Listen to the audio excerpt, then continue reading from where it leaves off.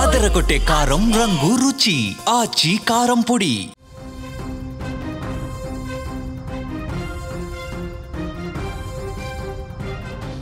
తెలంగాణ రాష్ట్రంలోని మహిళలకు రేవంత్ రెడ్డి ప్రభుత్వం తీపి కబురందించింది. మాజీ ప్రధాని ఇందిరాగాంధీ జయంతి సందర్భంగా నవంబర్ 19న రాష్ట్ర వ్యాప్తంగా ఇందిరమ్మ చీరలు పంపిణీ చేయనున్నారు.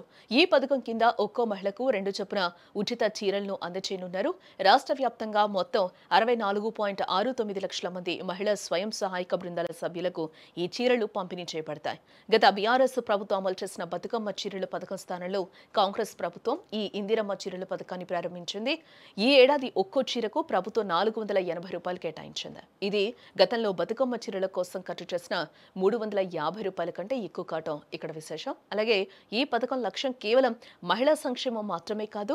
రాజన్న సిరిసిల్ల, కరీంనగర్, హనుమకొండ జిల్లాలోని చేనేత కార్మికుల సంఘాల ద్వారా ఈ చీరల ఉత్పత్తి జరుగుతోంది. దాదాపుగా 6900 మంది నేత కార్మికులకు ఈ ఆర్డర్ ఉపాధిని కల్పిస్తుంది.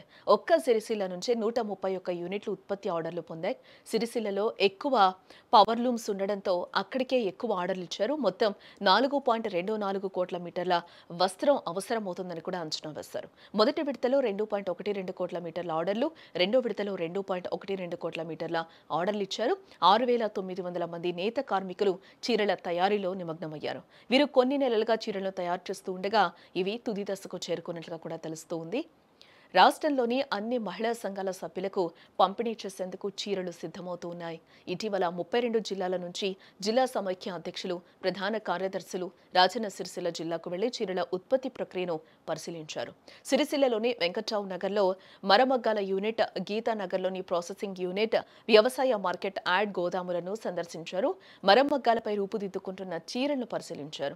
చీరల తయారీ విధానాన్ని చూసి అక్కడి కార్మికులు, యజమానుల వివరాలు అడిగి తెలుసుకున్నట్లుగా కూడా తెలుస్తోంది. గ్రామీణ ప్రాంతాల్లో సర్ఫ్, పట్టణ ప్రాంతాల్లో మెప్నా ద్వారా జిల్లా కలెక్టర్ల పర్యవేక్షణలో ఈ చీరల పంపిణీ సజావుగా జరిగేలా ఏర్పాట్లు చేశారు.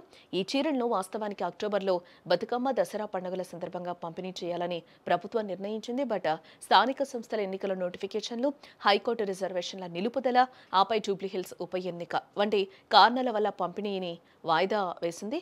ఈ అడ్డంకులు తొలగిపోవడంతో ముఖ్యమంత్రి రేవంత్ రెడ్డి ప్రకటించిన విధంగా నవంబర్ 19న పంపిణీకి ముహూర్తం ఖరారైనట్లుగా కూడా తెలుస్తోంది.